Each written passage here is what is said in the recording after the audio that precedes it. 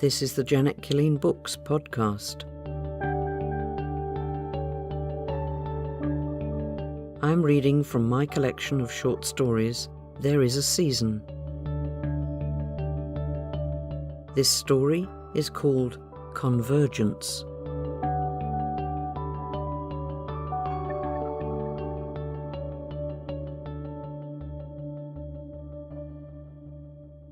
They lived so near the corner shop.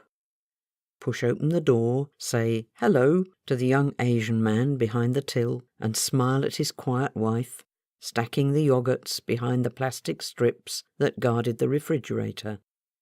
Enter a bright treasury of foods and scents and miscellaneous household items, light bulbs and chapati flour, okra and ghee, toilet rolls, tinned tomatoes and spices, all jostled and crammed onto shelves so that you could enter without a list and emerge clutching a mixture of foods that stirred the desire to inhale, to cook, to travel an elusive, exotic journey. To him, brought up on the traditional diet of his home, it was an adventure to wander the crammed aisles and then take home his discoveries. His girlfriend would smile with affection for his ingenuousness, and together they would reach for the wok and the frying pan and the chopping board and knives and taste this new wonder. So it would be easy at the end of that day to pick up the items they had forgotten in the supermarket. He rummaged in his pockets for the list as he left the underground at Tooting Broadway, squeezing through the barrier. Of course it was lost, but he thought he could remember. 6 things, surely. But he knew, even as he paid at the till, that something was forgotten. A tin of something. Eggs? It was no use. He picked up his bag and left the gleaming shop, plunging into a street darkening with rain. He ran, choosing his moment to cross the road, and opened the door to their flat. It was then, just as he called out, "I'm home," that he remembered. Coconut milk. Essential for tonight's meal. "I won't be a minute," he shouted, dropping the bag and his briefcase, and pushed out into the rain, aware now that he was damp and cold. It took longer to cross the road. The traffic had thickened, and the street lamps, orange and ineffectual, confused his sight.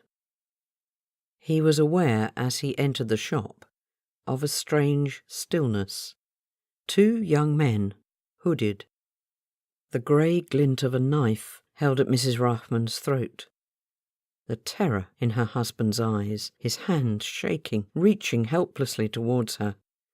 Even as Daniel's momentum carried him into the shop, he saw and felt all of this. He called out, "Hey, no, no!" A stranger's voice, inadequate, futile, he thought, even as the knife flickered and jabbed at him and caught him in the chest. Then, as time began to run down, he saw what seemed to be a sequence of stiff and clumsy movements. The knife scraped his rib as it was pulled out, and blood spewed with it, bright as holly berries in the dazzle of the light. The taller of the boys sprang back, the knife in his hand, his cuff stained. As though his movement jerked others into action, Mr. Rahman came forward, his face stiff and grey with shock. "Oh, no, no," he echoed. His wife moved, and as she did so, the taller boy lunged again, striking her hard across the face so that she fell against the shelves and tumbled in a heap of tins and bottles onto the floor. Daniel, too, was slowly collapsing. His hands clutched the wound. His feet no longer held any sensation of the floor's stability, but he felt that his head now rested on her breast, and that beneath her garments swelled her pregnancy. Before the darkness gathered him, she took his head and held it to her gently, so that he knew at that moment of horror a great tenderness. Still seeing, still hearing, he heard one of the boys say, Get out, Lee, get out!" And he turned his head, starkly, as though his retinas would always hold the imprint. He saw the smaller, younger boy, observed the trembling mouth, the pinched face, the pallor of the skin, the staring eyes. He fell into unconsciousness. He identified the look in his eyes. Beyond even terror, it was shame. Then a shout, and they were gone. Fragments only. A jolting run down a long corridor, gasping breaths, doors that sliced apart, and hands on his body lifting him, voices, unknown hands, efficient, intimate, touching him, and he glimpsed bags of blood and fluid hanging crookedly above him. Festooned, he thought wryly, but the word was gone before his lips could frame it. Daniel, Daniel, called him back, and he knew her voice and the scent of her hair and the touch of her face against his. Other voices, somewhere near. I must see him, sister, as soon as he regains consciousness. I must have a statement. Authoritative. I know that, Inspector, but he is very ill. The wound itself, now infection has set in. He is rarely conscious and mustn't be put under strain. Calm. Steady. Equally matched, his mind said, before he slipped back into a wandering place, half dream, half struggling wakefulness. He was aware most of all of light, a purplish fluorescence that recalled him to the activity around his body, the tests and checks, lifting and easing, helping him to relieve himself, to sip drinks, to cough. At other times a different, deeper light of great calmness in which he saw repeatedly 3 figures converging. As they drew near to him, he saw himself, the boy, Mrs. Rahman, each approaching, each inescapably meeting in that split-second encounter. On what extraordinary trajectories have we been travelling towards this meeting, he asked himself again and again. And for what purpose? He felt the intense memory of nerve and bone. The knife twisted, the gentle hands of Mrs. Rahman held his head, and he saw again the boy's expression seared with shame and shock. As time moved on, he struggled upwards and began to speak, though words were thick and clotted between his tongue and palate.